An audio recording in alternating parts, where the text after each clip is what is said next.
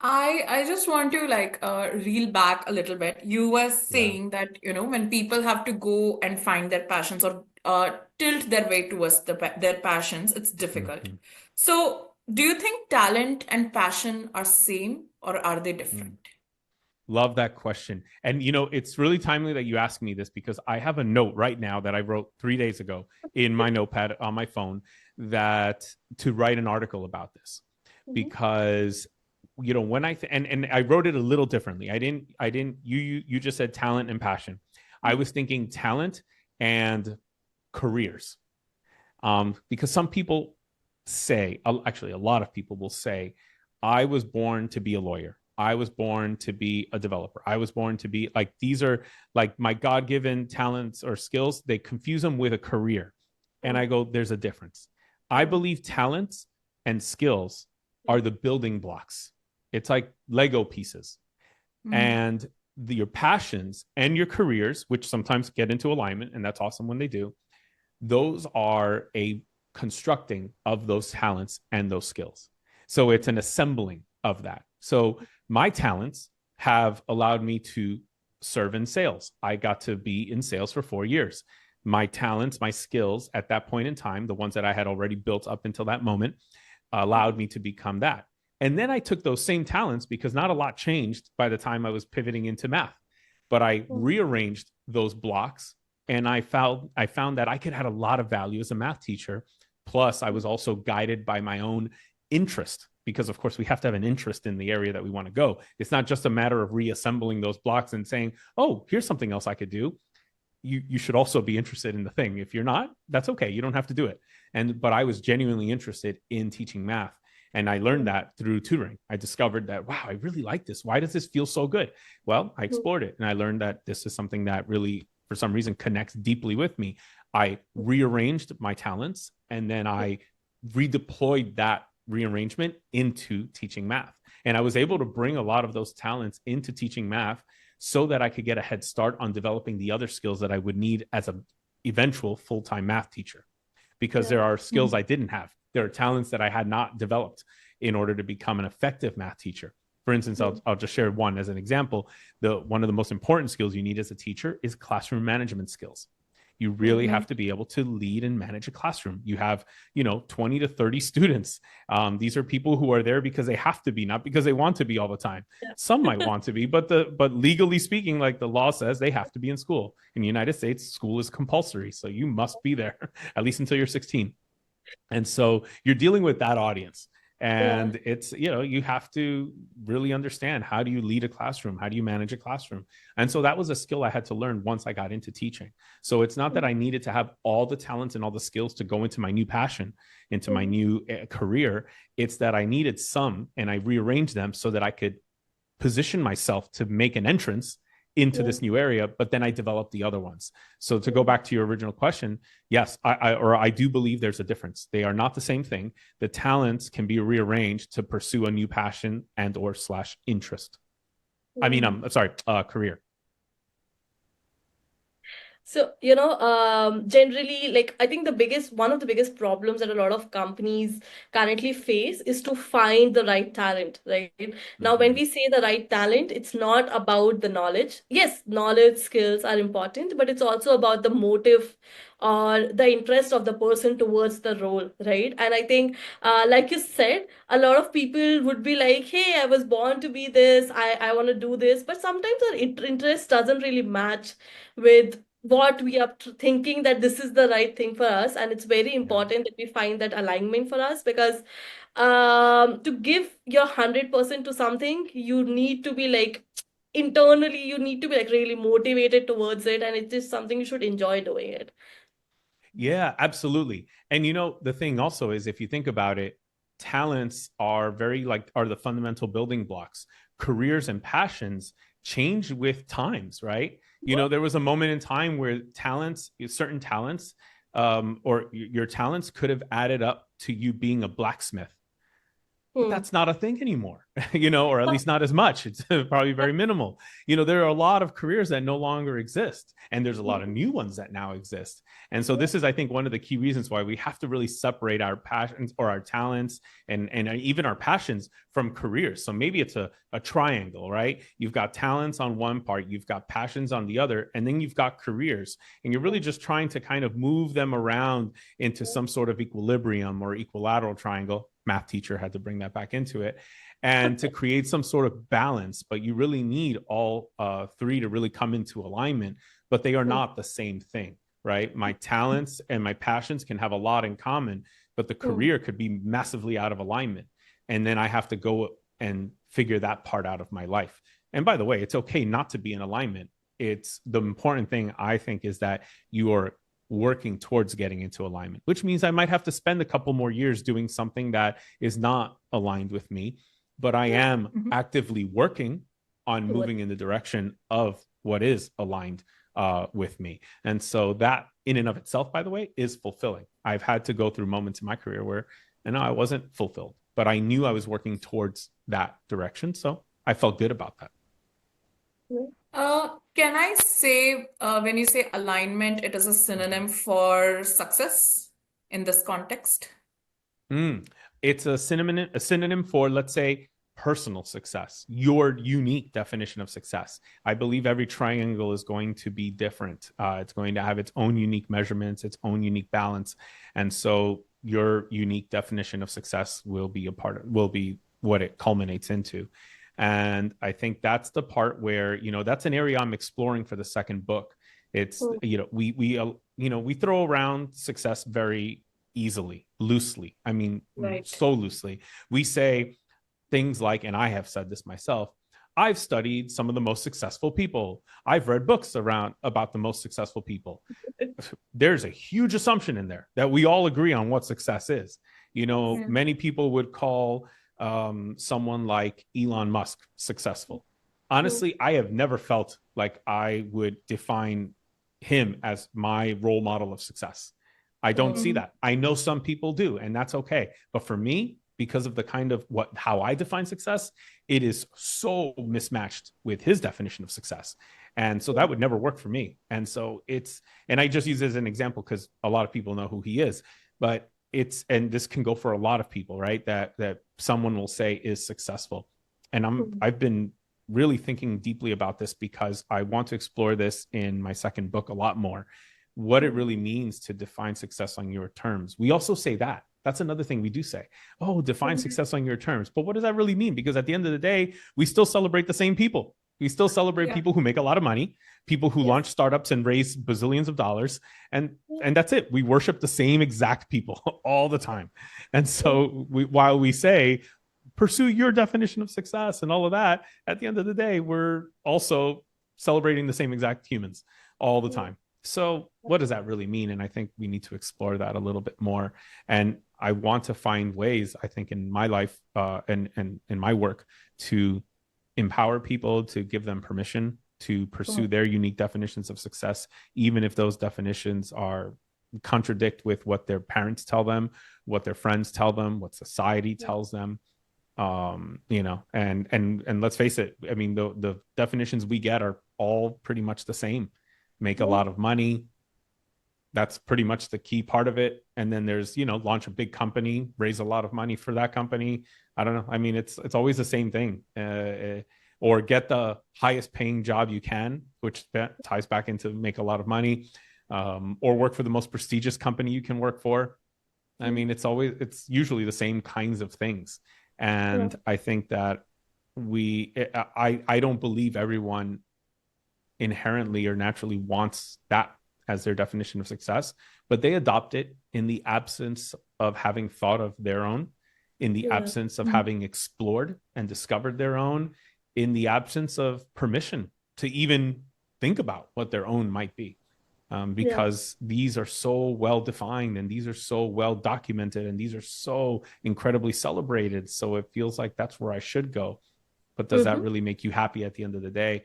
I know when I got on my journey to reinvention, when I began to actively think about how do I start building a life in alignment with what matters to me, and that was when I made the move into becoming a math teacher, I knew that this was not going to be a journey of making more money. That was not, my success will not be measured by that. In fact, if it was, then I was signing up to guaranteed fail, because corporate salespeople make more than math teachers, or they make more than elementary school teachers in the United States. So Right.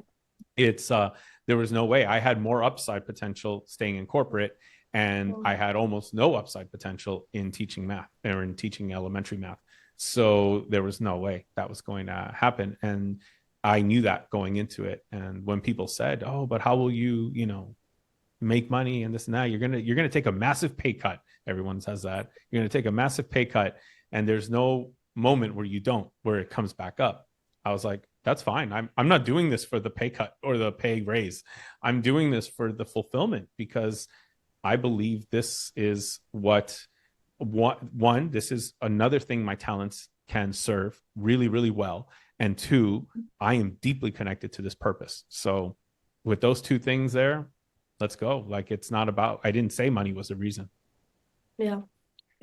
What you said when it comes to success, right? While Mhm. what I have personally seen is most of us so far, we are looking at success is what has been told to us, which is Mhm. money at the end of the day. But what I've also started seeing a trend is with the Gen Z, right? Mhm. Nowadays I've seen a lot more. Especially the Gen Z saying, I don't need the money. I don't care about the money if I'm not happy in this, right? Or if this is something that I really, really am passionate about. While I think back then there were also, people who were talking about these things, but I've seen that Gen Z has been like way more passionate about determining what is success for them and not just continuing what is said, right? So have you noticed any such trend? Because you've worked with people from different generations, sort of, right? I I mean, I think that the generational changes also have something to do with the world that Gen Zs are graduating into or growing into, the Mm-hmm. conditions, the job markets, I mean, before Gen Z, it was tough to get a job, and it Yeah. still is. I remember when I graduated, the percentage of people who were able to secure a job before they graduated university was significantly higher.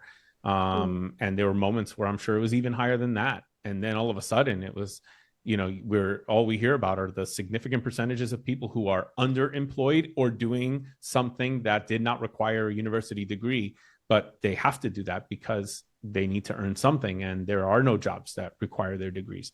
Mm. So I think if you grow into that world, or you see people growing into that world, you're thinking very differently about life. You're thinking, wait a minute, if I'm going to Yeah. define my life by making a lot of money, it sounds like there's not a lot to be had. It sounds like very few people get it. So I better have another definition. So I feel like hopefully, that's the good that comes from this, is that, they will find a better way, perhaps. But secondly, I'm not exactly sure how much it's changing, because Mhm. they're, when you think about this, the path they're going to a university. What are Mm. universities telling them? You need to go work for, the big brands. You need to work on Wall Street. You need to work for the big hedge funds. You need to work for the big private equity firms. You need to work for McKinsey and all these people and blah blah blah. And you name the status brand or whatever, and that's what this universities are telling you, and they're still preparing you Mm. for that. So, Gen Z or not, you're being told the same thing I was told. That didn't change. I mean, that's the same. So if you're listening to what your university is telling you, you're not that different actually from the rest, from what I was told. So we're all walking out of that place thinking the same exact thing. I need to go get the most, the highest status company that I can get to recruit me. I need to get the best salary that I can get. I Mhm. need to, the highest salary I can get. I need to get, the highest ranking position I can get. I need a big title. I want all these things because that's what my school is telling me is Yeah. what I need to do. And of course, it reflects well upon them, right? That Yeah. they graduate a lot of people who make a lot of money and who have really great titles and work for the prestigious companies. So yeah, sometimes that's what worries me, is that even though the conditions are different, and that Mm. could drive a new way forward, you still Mhm. have, I think, universities who are still telling you the same thing they told us, 20 something years ago. Yeah. Um, when I take a step back and look at the conversation we have had so far, the way I see is that success is also determined by the validation we get. Now, because colleges state that, or universities state that, you have to do so and so things, it could be also in terms of how schools portray that certain academics or certain co-curriculars is what will get you Mhm. ahead. So, can I also Mhm. state in this way that success for me is also has also a cost of detachment from the good and the bad opinion of others? Mm. It has to be independent of what others think, because you could be radically different to whatever the moment dictates, whatever is popular or unpopular. um so yeah, I like that. I agree with that. I think that I would say it's independent of. Detached is another way of saying that, I'm sure. So yeah, I think that that's a really great way of putting it. So last follow-up on success. What was Yeah. success to you initially when you started out your career, and what does Yeah. success look now? Yeah. So when I graduated or when I was getting ready to graduate and I was looking for jobs, I was very particular, specifically looking for leadership development programs, because for me, the definition of success was, one day becoming the CEO of a big company. That's how I was defining success back then. And so the means to that end was initially, well, then I better get into a leadership development program, which is like an accelerated, they also call them accelerated leadership programs, where you are given these unique opportunities in your first few years at the company to accelerate your Mhm. path up. And so I applied to almost exclusively only those types of programs. And ultimately the offer I took was for one of the companies that had a really great program, actually probably one of the best leadership development programs. And so I went with them.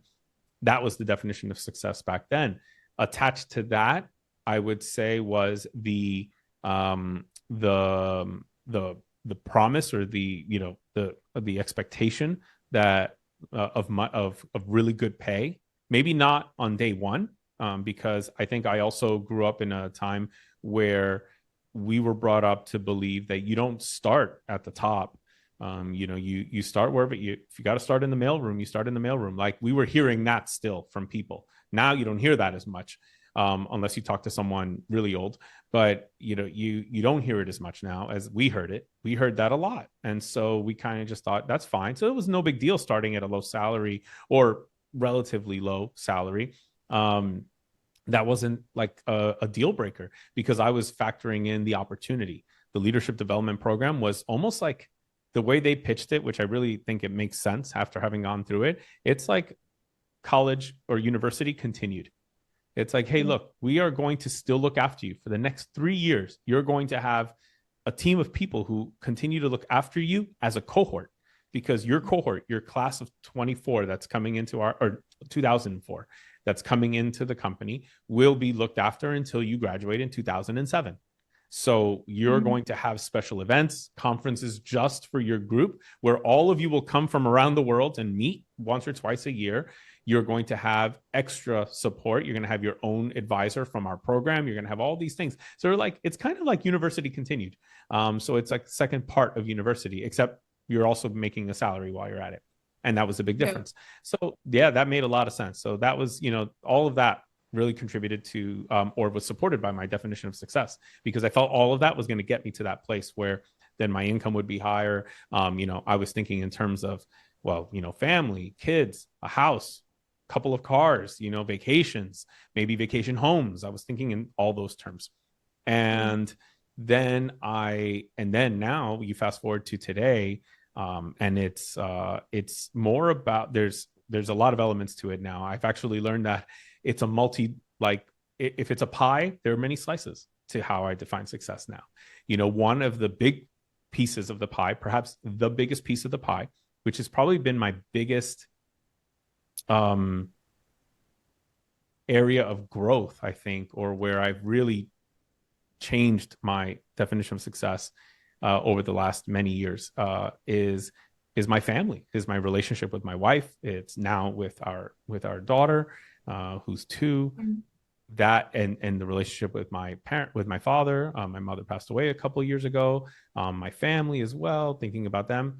That area of my life, but primarily my wife and baby, that area is so important. That's the biggest pie. There have been years in the last several years where when I wrote my goals for the year, the biggest goal of that year was actually not a business goal, not a career goal.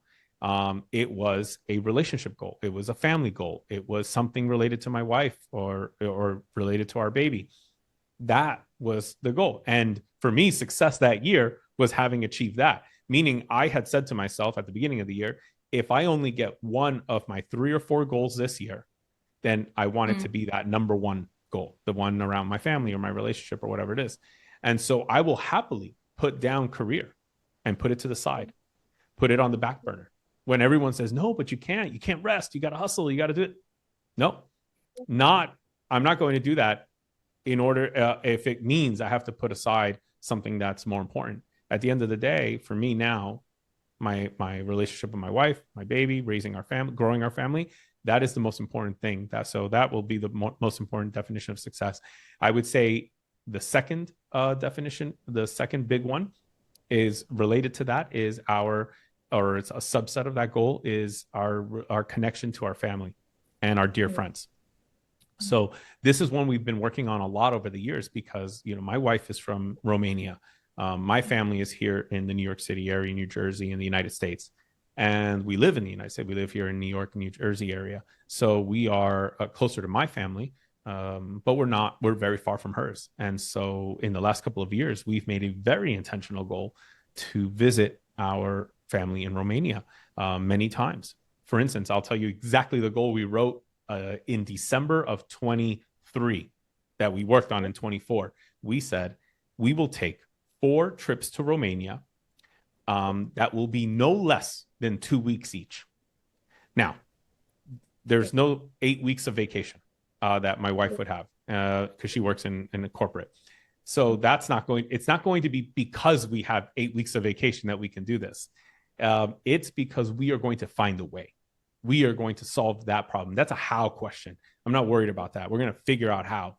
The what is that we will visit our family in Romania 4 times in 24, and it will be no less than 2 weeks because we believe that 2 weeks is the minimum amount of time to really feel like we are there, we are present, and we can give our all and our entire self to the family that we're spending time with. Anything less, and it feels like you're just in a rush. And you're just like, hey, I came to visit you. Hey, I came to visit you. Hey, I came to visit you. Check a box, check a box, check a box. No, we're not there to check boxes. We're there to relax.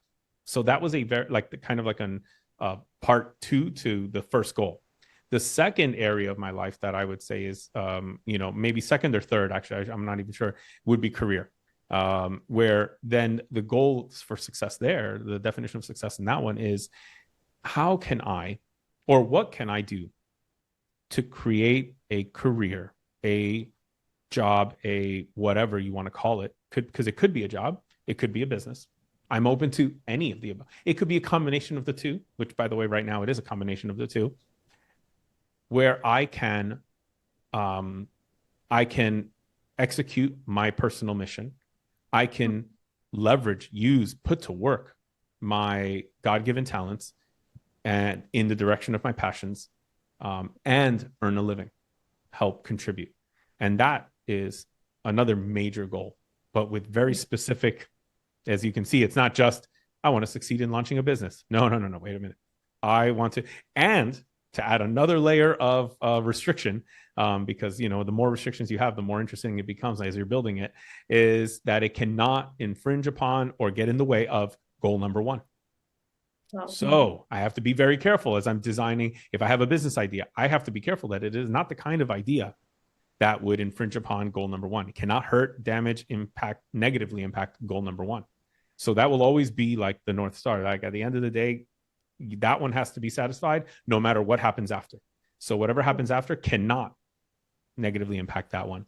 So I think, the long story short, which might be too late for that, is that my definition of success has become so much more comprehensive, intentional, uh, thought out, aligned. It's deeper than it ever was. Before, it was very simple.